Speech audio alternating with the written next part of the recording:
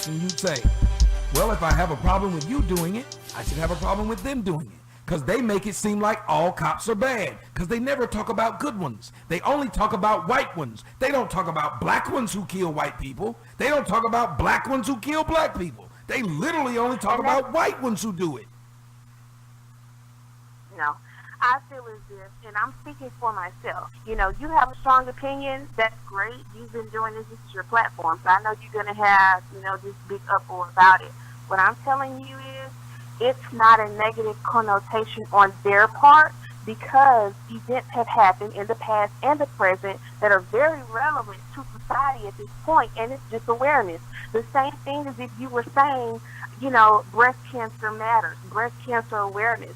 There is tons of cancers out here, but we are acknowledging that breast cancer is very relevant in people's lives, and it is very dear to me. Because I have someone that has survived breast cancer. Actually, I have 2 people in my family. And let me make one thing straight, Tommy. I have nothing but black law enforcement in my family.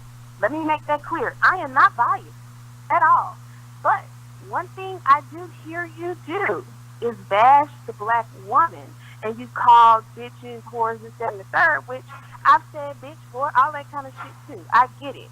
But at the same point, I'm telling you that, you know, you are very negative towards the black woman, but not actually putting forth the effort to say, hey, you know, we need more black men to step foot in these families and take over the reins and show them how this shit's supposed to go. That's what I'm saying. It should be more strong black men out here instead of, you know, out here kicking in doors and shit and beefing on the streets and selling crack rocks and slanging this, slanging that, or you know, homosexuality or shit like that, to where they can actually step up and say, hey, let's take back our community. Let's take back, you know, the respect for the black male, so then these motherfuckers can start respecting the black women. That's all I'm saying. You know, it's a lot of negativity that's on your part and some of the viewers that, you know, are bashing black women, this girl, she fought in this. Regardless if she fought, I don't give a damn if she fought 3 days in a row with the girl. You cannot play God. You cannot play God. I would never. You cannot play God. You cannot take someone's life and try to justify this shit. It's not right. It's not right. Either way. And that's all I'm saying. I disagree with that because you said basically you gave a justification for that. Now, yes, maybe the girl didn't set a good example for her child or anything of that nature. That's, you know, people make mistakes. People definitely make mistakes. Thank God that the baby's small enough to where, you know, she won't even remember this shit when she gets older. But all I'm saying is, you know, people make mistakes, but that gives no one the right to go ahead and take someone's life. So, I may not, you know, agree with what you have to say, but I'm not going to sit here and yell at you and curse at you on the phone and tell you that I'm going to kidnap your child and have a, you know what I'm saying? That's just ridiculous. But the same token, you know, you said what you said about the girl and this, that, and the third, and that was very hurtful. And I know that her family heard that, read that, and that was very hurtful to them. Like I said, I'm very close, you know, to Third. I grew up in Third Ward when, you know, Houston, when I was smaller. Herm, Clark, all of the hood. Even though I was the hood girl with money or whatever, but you know, I never struggled. But at the same time, I was in those places, and I see what goes on, Tommy.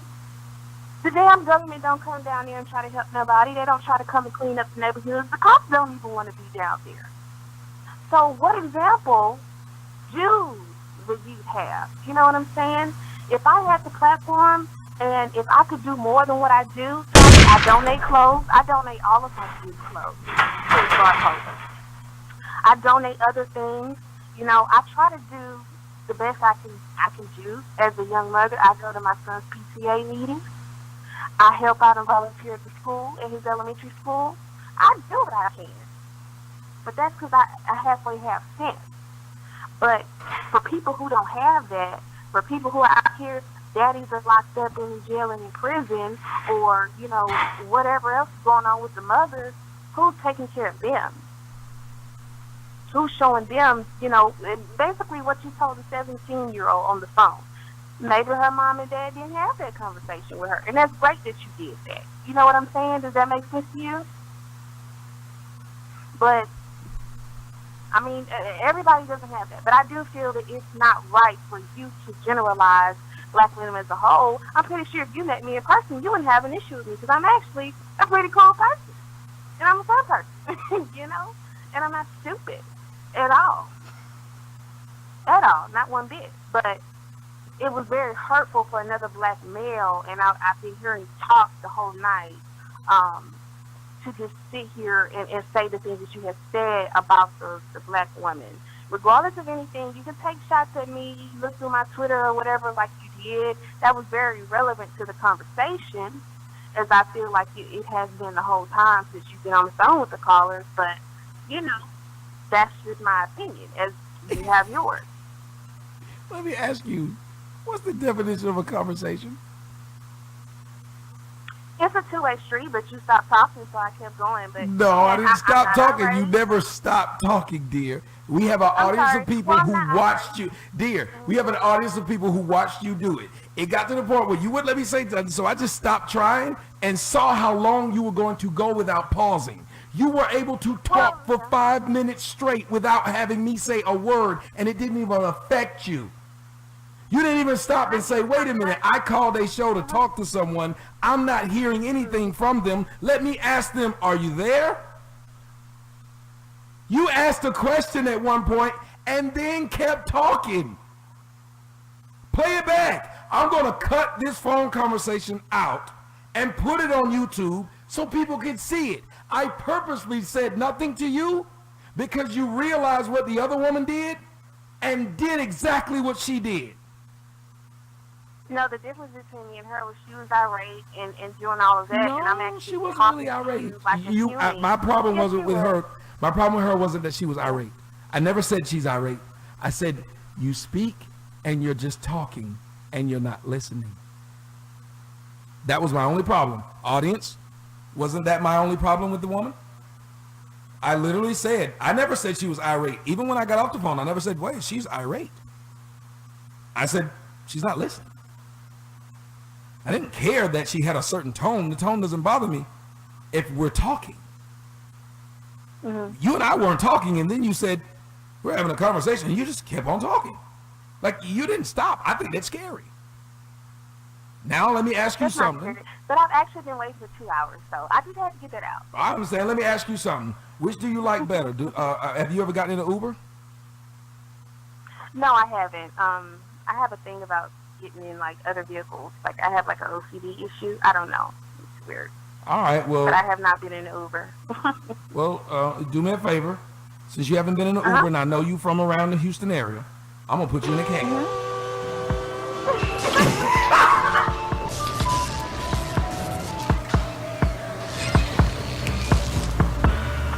Had to put her up in the cab.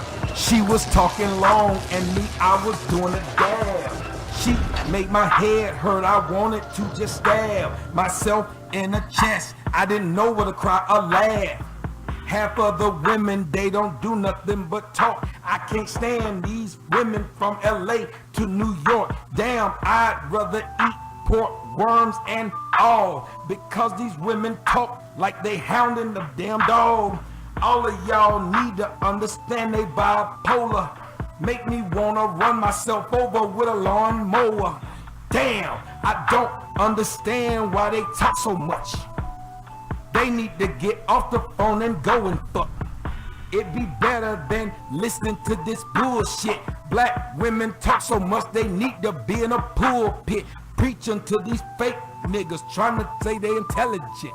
Most of the things they say is motherfucking irrelevant. If you want some pussy, guaranteed they probably sell a bit.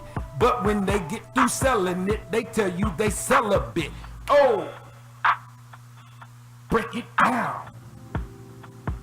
I said it, break it down. She got the cab. Woo! Oh my goodness. Let me go to another phone call. Y'all don't understand this is weird? Y'all don't understand this is weird? Does nobody think, okay, this is kind of odd? This has got to be looked at as odd.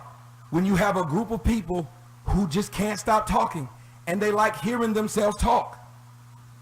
I didn't make this up. I'm not making black women look bad. Tonight, I'm letting them do it themselves. Let's go to the next phone call. 561-251. Caller, you're on the air.